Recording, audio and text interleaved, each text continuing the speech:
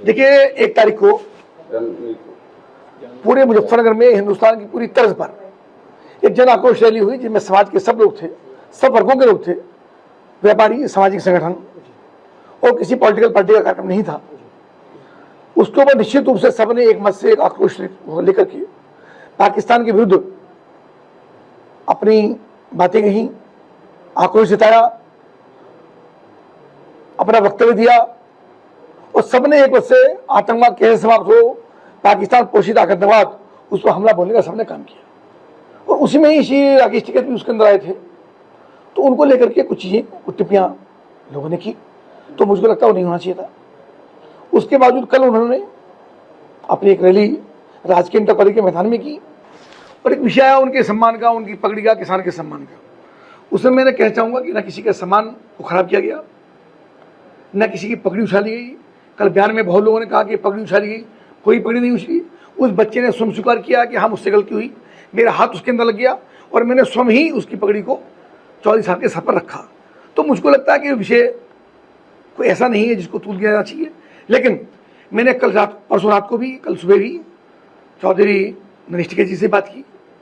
राकेश टिकैत जी से बातचीत की और भी पॉलिटिकल लोगों से बातचीत की, प्रशासन को भी निर्देशित किया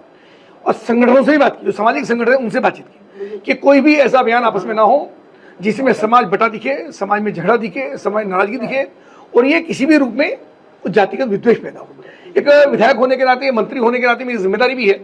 कि समाज में हम एकता का, समाज में आपकी समन्वय का संदेश दें। और मैं धन्यवाद करता हूँ पूरे जनपद के प्रत्येक व्यक्ति का, प्रत्येक सामाजिक वर्ग का, सामाजिक संगठनों का, राजनीतिक लोगों का और किसान यूनियन का, जिला प्रशासन का, कि बहुत ही,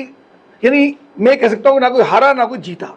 और सब ने एक दूसरे का सम्मान रखते हुए केवल और केवल